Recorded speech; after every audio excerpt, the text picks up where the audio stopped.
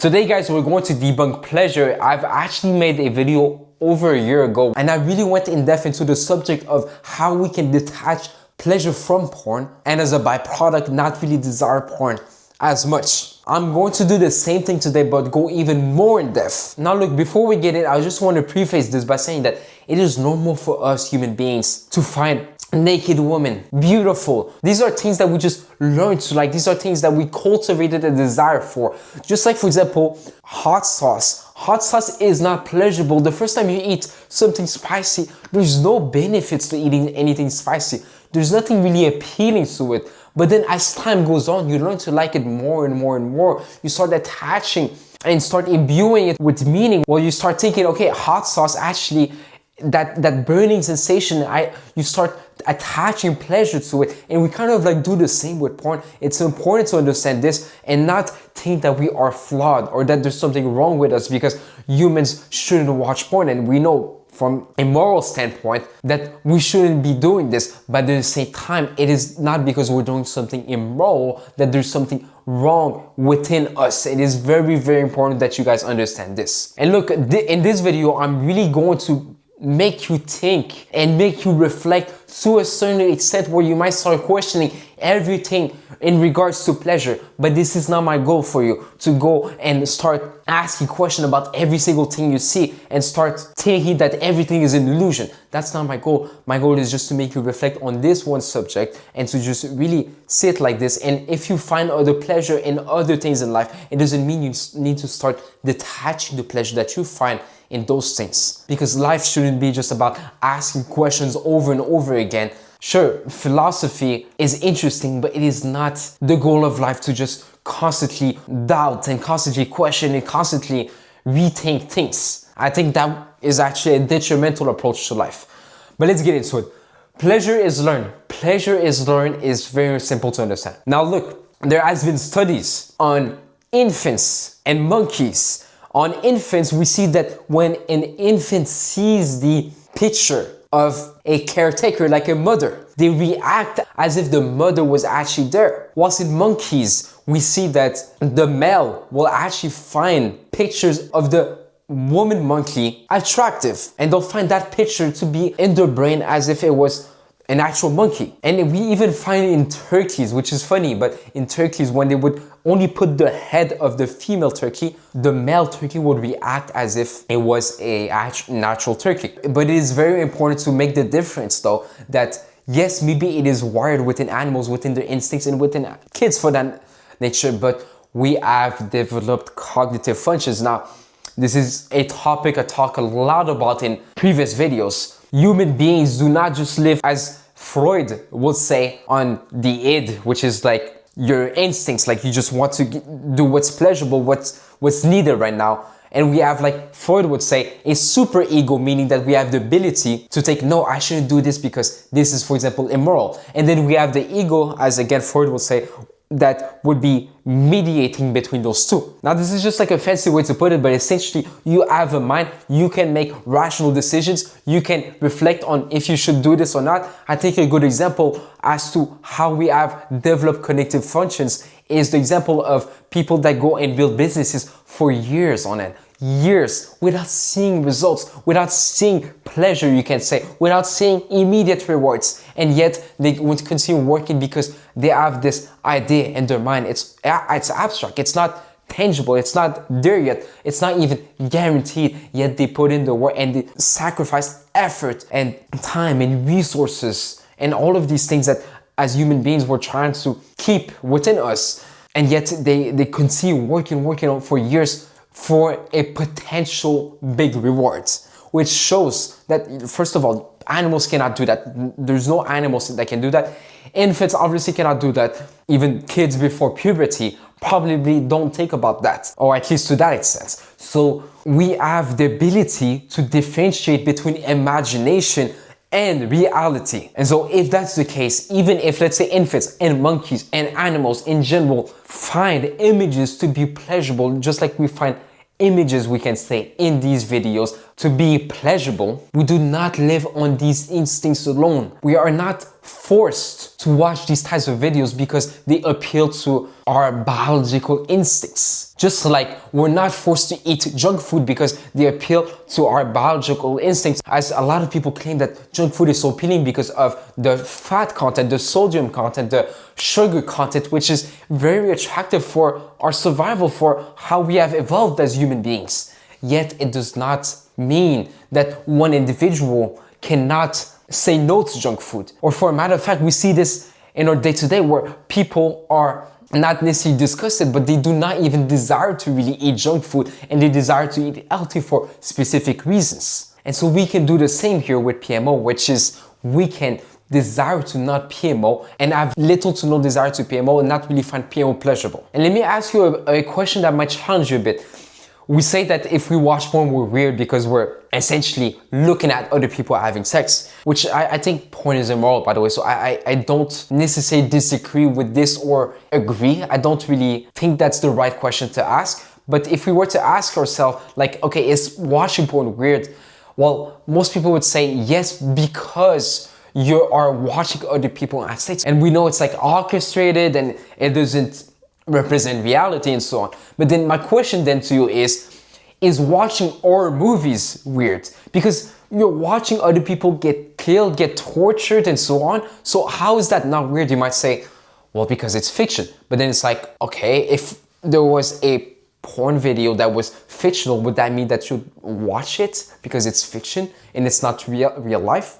You see, like, we need to really make sure that we don't think we're just weird, because the moment we're weird, it becomes our self-image, and if it becomes our self-image, then we'll act according to our self-image. It's very hard to go outside of that, and the more we watch porn again and again, the more we'll reinforce that self-image, and therefore the more we might feel hopeless, and the more we will feel maybe weird, and then overall your life just goes downhill and downhill and downhill, and we don't want that. Now, pleasure is meaning. Now think about this. It's going to shock you a bit. So let's say that, for example, let's say hypothetically you were to partake in intimacy, you were about to have sex with this beautiful woman. She's beautiful, like you find her to be sexually very attractive. And you start doing the act. I'm not going to go to too much details, but you start doing the act. She still has like her clothes on, and you're feeling like very aroused sexually.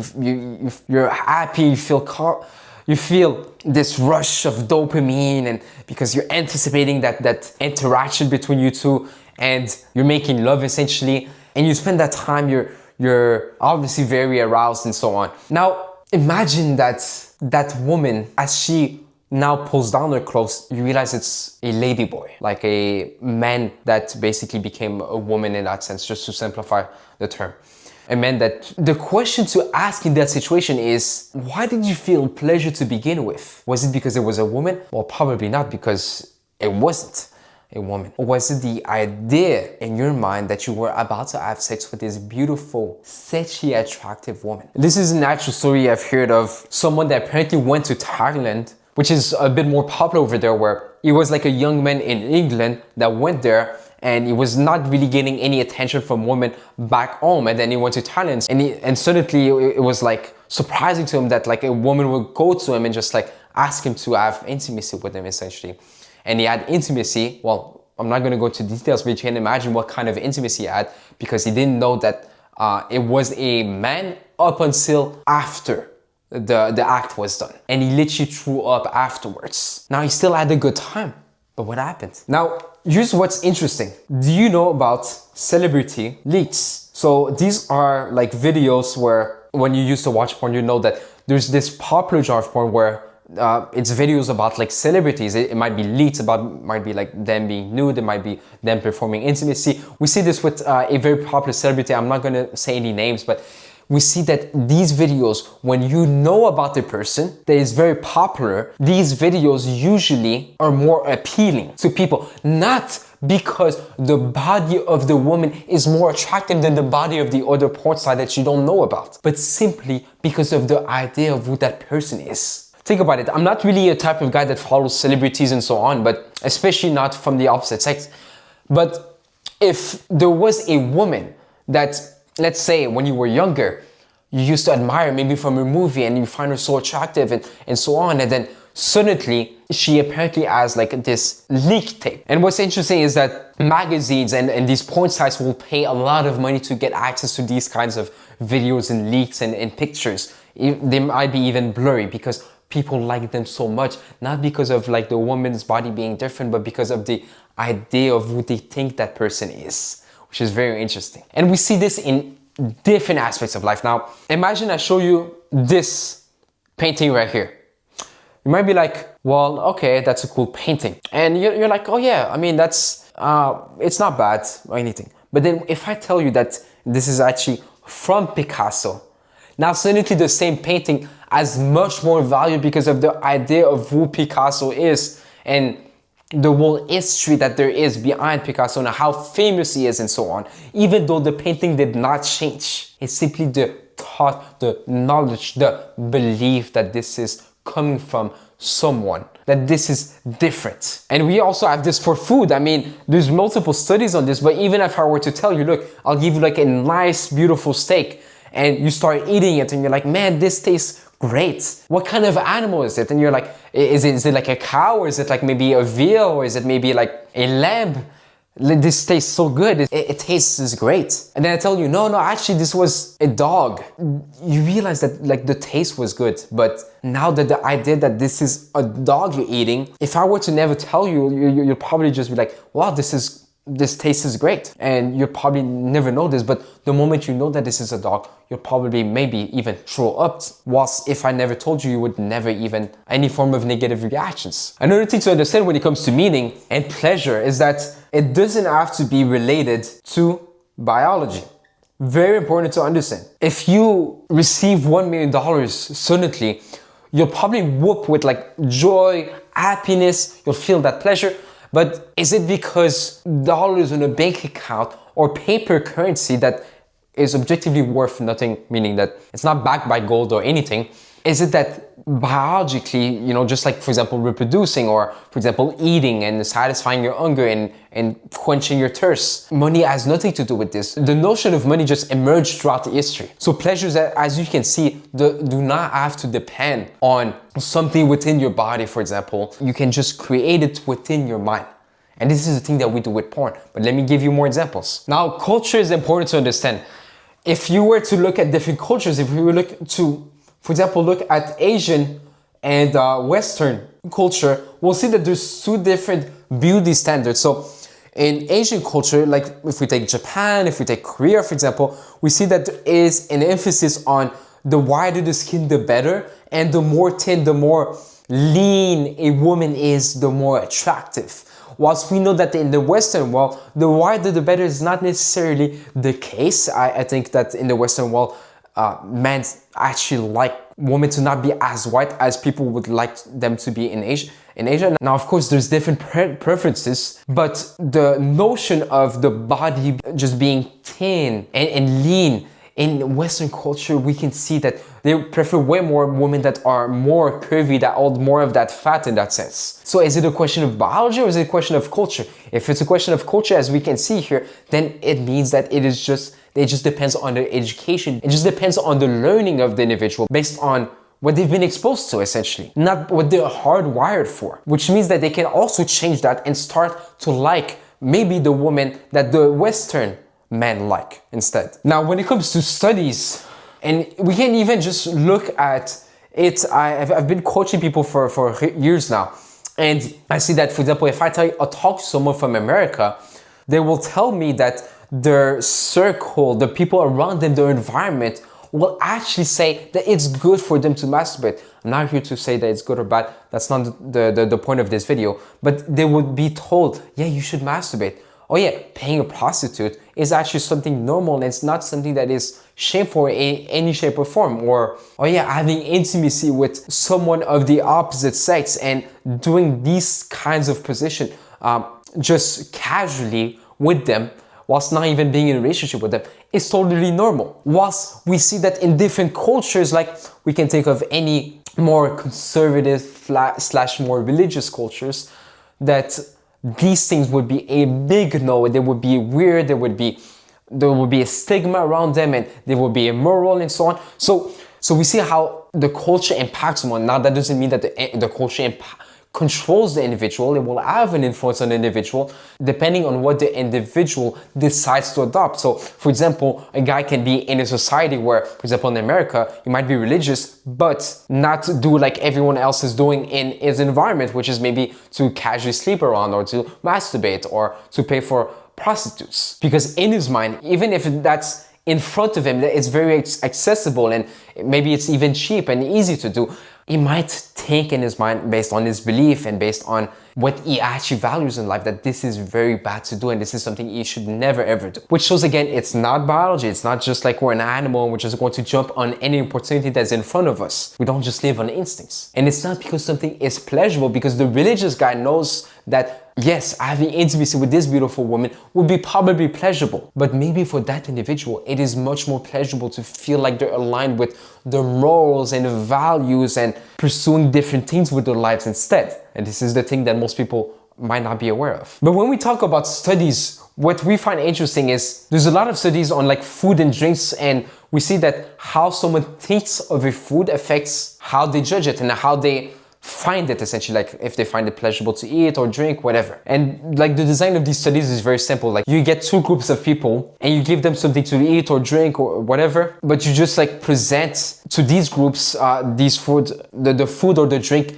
in a different way. And then you ask them like how they like it, and you'll see that there's going to be a difference. We know this of the Pepsi and Coke study, where if, for example, a participant loves Coke more than Pepsi, let's say, and you give him Pepsi, but it's labeled as Coke, the certain parts of his brain, when we do fMRI, we see like the certain parts of his brain that are linked with pleasure actually activate when he thinks he's drinking Coke, even though he's drinking Pepsi. And then when he's drinking Pepsi and he knows he's drinking Pepsi, he doesn't get the same brain activation. We even see that orange juice that is less orange tastes less good than orange juice that is more orange, even though it's the same exact juice, they just changed the color. So the thing we need to understand is knowledge affects experience. So it doesn't change the experience itself, like objectively, physically, you're still drinking the same exact thing, but the knowledge affects how you will value that experience. Therefore, if you're probably going to be more likely to engage in that experience again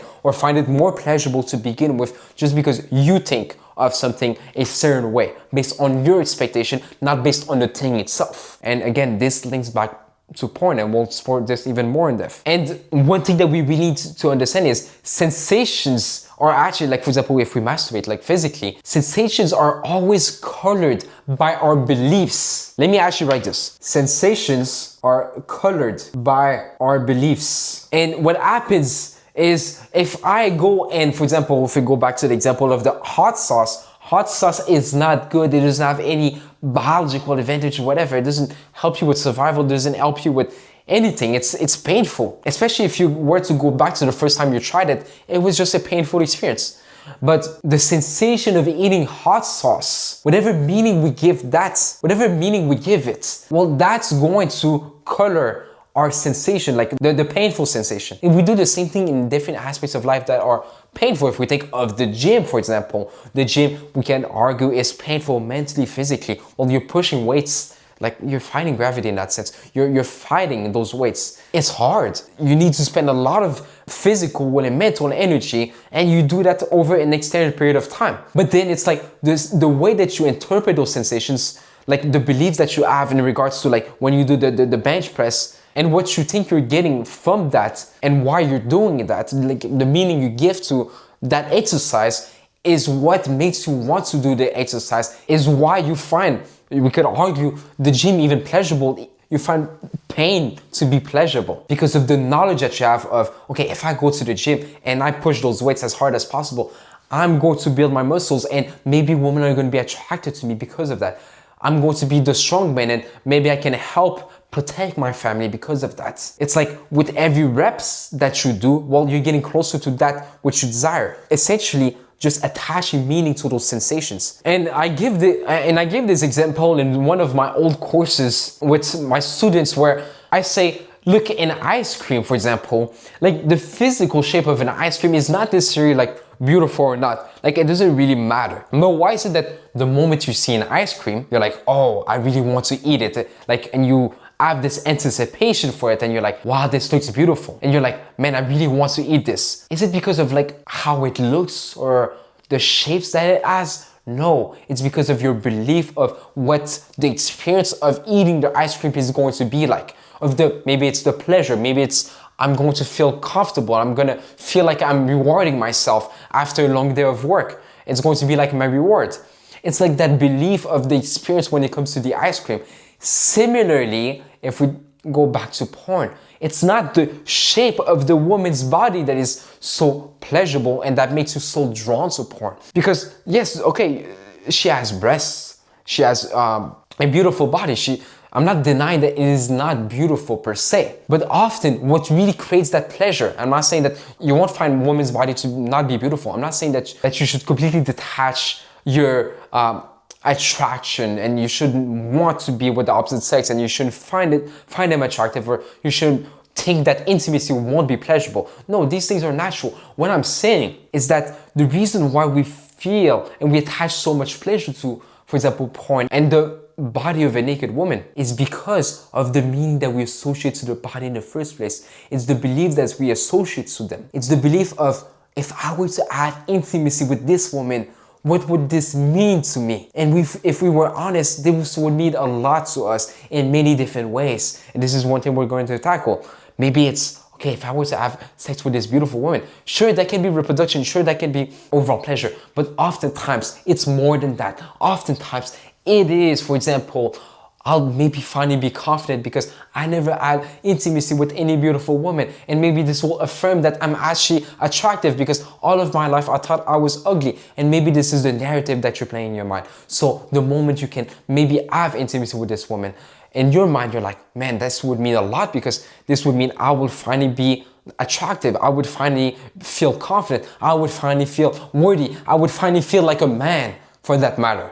And this means a lot to us, for a lot of us, and especially emotionally. Now, another thing is intention. The reason why I'm talking about intention is that in order for something to be pleasurable, we need to have the intention to do that thing in the first place. And this is where we can see with porn. It's not because of the pixels and the images on the screen that we find it pleasurable without our own consent. No, we find it pleasurable because we intend that thing to be pleasurable. We want that thing to be pleasurable, and therefore we create the pleasure and we watch porn and we attribute falsely the pleasure to porn. Let me explain. If, for example, I can enjoy the pain of going to the gym, I can think, okay, I'm going to go to the gym and I'm going to do this workout, and with every reps that I do, I'm going to build my body, and that's pleasurable to me. That's valuable to me because I really want that, because I want to attract a woman, let's say. Because it is something that you do out of your own will, then you can decide to expect it, for example, to feel pleasurable. But if you were to do something without your own will, against your own will, for example, you were to stumble your toe on the wall or on the door,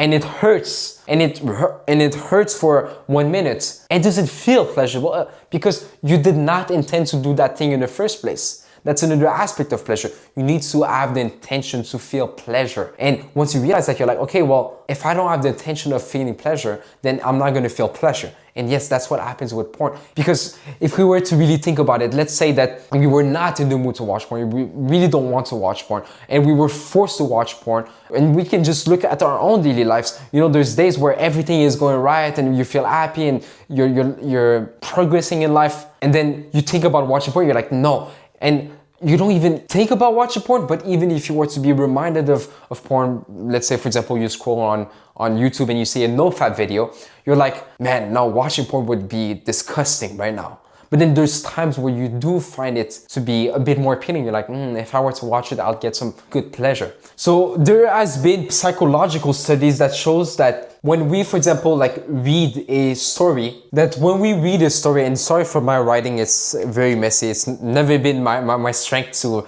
write in general, but when we read a story, our natural default state when reading a story is that we imagine ourselves as if we were in the character's head. And we can look at when we read fiction stories, and we can even look at movies that we watch. Obviously, we need a certain level of focus where we are really in the story and we imagine ourselves to be there. And what's really interesting about porn, and this is what I've read recently and really made me think, porn is the only place on earth where you can watch someone very, very closely without them looking back at you. And so this is where I theorize that maybe there's something a bit deeper than that. The reason why that idea of looking at someone without them looking back at us oftentimes means that, okay, if we have this belief, and this is a pretty common belief nowadays, not everyone has it, but we see more and more people have it, where they think, no woman would ever find me attractive. No woman would ever find me, will ever want to be with me. And a lot of men, for example, they will give up on the idea of getting married, and it's too hard, women are not good, and this and that. But this idea that you don't have to first do the work to get a real woman, because the belief that a lot of people have is that porn is like a lesser substitute for real intimacy. So it's still like a substitute, it's still like a sexual experience, it's just not as good as the real thing. Other people argue that porn is better because of how it hijacks the brain and the dopamine system. But that's another theory for another day. But think about it. If someone thinks, okay, this is going to be too much work for me to attract a woman, maybe it's even nearly impossible because I don't think I can become attractive, for whatever limiting belief one person might hold. And on top of that, if I were to attract a woman and get real intimacy, she might be disgusted by me because I don't find myself attractive, and we might have limiting beliefs. So when someone gets to really look at a woman from, like in porn, like you see her from different angles that you cannot really see from real life, and she cannot even look back at you, well, you don't have to face rejection. You don't have to face failure. You don't have to face humiliation, as you know. So let me just use my imagination, like we do in stories. Like we think we are the character. Let me watch porn thinking I'm the one having intimacy in that video. A lot of people say, oh, it's weird that I watch another man have intimacy with a woman I like, and that's like a cuckold fetish. And it's like, sure, I can see where this is coming from, but in reality, we just think that we are the man, and we act like that, and we fantasize around that. And we think that, oh yeah, look, I am the one getting that intimacy. I feel like that. And we kind of like put ourselves in that, and we actually feel like we are the character. We are the one having intimacy with this porn star. And when you look at porn videos, oftentimes, this is the thing with imagination, is even if we know that this is not real 100%, they use certain parts of life that we know are real. Like they often use like scenarios like a teacher and a student relationship, or they might use like they're in a neighborhood, or it's never like something unrealistic, like 100%, where you're like, okay, this is just impossible. We know that there's a part of this that it is real, and therefore it can maybe happen in real life. And so we kind of see, again, imagination as like a little substitute because of that. But there's one weakness about like using imagination, aka porn and so on, or just masturbating and fantasizing whilst masturbating, or even fantasizing alone, is that it obviously is not like the real experience. And that's pretty self-explanatory, I assume. It's less vivid than the real world thing, than the real world experience. Like think about it. We can use the example of video games. Yeah, sure, you can play a video game of FIFA, right, of the sports video games, and you can feel that you're good in that game. But you know it would be much better if you were good in the real game. It's just that the real game requires much more effort. And the other issue about imagination, about watching porn and fantasizing and using that as a substitute, is something very dangerous. And that is that you are in control, plus you can't fail. And this is the thing that is scary, because when people essentially play that game of just like constantly fantasizing, constantly watching porn, they're kind of like in control. There's no partner, there's no other human being that's going to be there, and like they might impose their will on you. Not saying that they're going to do anything bad, but they might say, no, I don't want to do that, or no, I think I don't want to have intimacy with you. So there's no rejection that might occur, there's no failures, there's no being criticized, being humiliated, there's none of that really. But when you are left with your own imagination, with you watching porn and deciding which videos to really watch, even though again it is not like a very good substitute, even if you think it is a substitute, it cannot compare with real life, obviously, first of all. But second, I would argue that it is different from real life. But if you were to use that as a substitute and really just like believe in this idea, then the problem is like you're imagining a scenario, and you're imagining an experience where you're fully in control and you're just winning. There's no like losing, there's no failures, there's no negative outcomes that can come out of this because you're the one operating 100% that, which is obviously not how real life works. And then if you just adjust to a life where you always think you need to be in control and always win,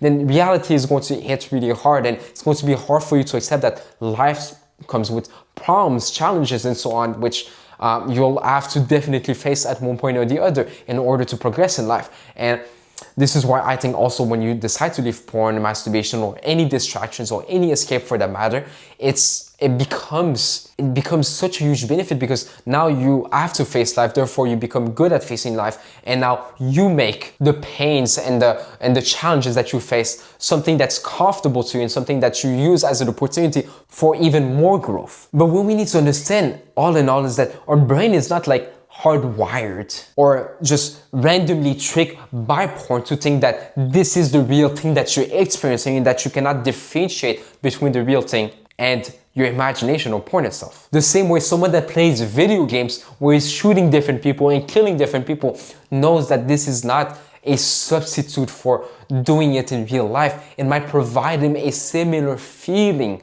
but that doesn't replace the real thing. Rather, what really happens is just we decide to create that fantasy, and we decide to use our imagination and put ourselves and immerse ourselves as if we are the one having intimacy. We decide to do that. It is not something that's forced upon us. It is not like, oh yeah, there's a random video that you see and suddenly your brain just gets hijacked and now you're forced to imagine as if you were the guy in the video. No, we decide intentionally to do that in order to feel something, in order to maybe feel pleasure, in order to feel like we're conquering something, in order to feel confidence, whatever. So a question to ask yourself, really to reflect on is why do you want to create pleasure from porn? Why do you want to create pleasure from porn specifically? Because with every example I've given you in this video, you realize that you can actually create pleasure from basically anything. So why porn specifically? And it's not me trying to be passive aggressive saying, why do you link pleasure to porn when there's so many better other things? Like, is there something wrong with you? No, that's not what I'm saying. I'm just saying, I just want you to reflect on that so that you can realize, the pleasure, if it's something that I decide to feel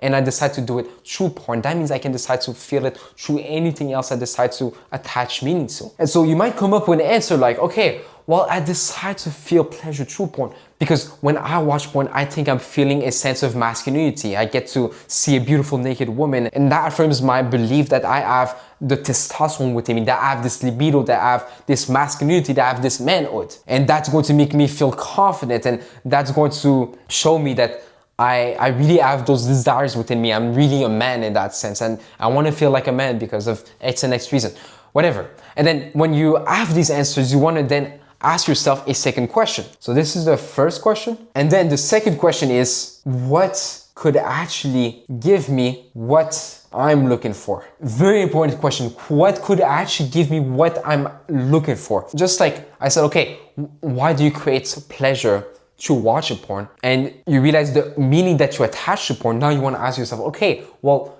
the meaning that I attach to porn, can I get it from somewhere else that could be more beneficial, better for me in general? So if it's a sense of masculinity, this is when we start to think about, okay, what could actually be beneficial based on the things that I desire the most in life? So that might be like, okay, well, if it's about masculinity, maybe I can instead put my thoughts, my imagination to this specific sport. It can be even you imagining a different scenario. It can be you imagining you becoming successful, and that's going to give you maybe a sense of masculinity. It can be you dominating in martial arts.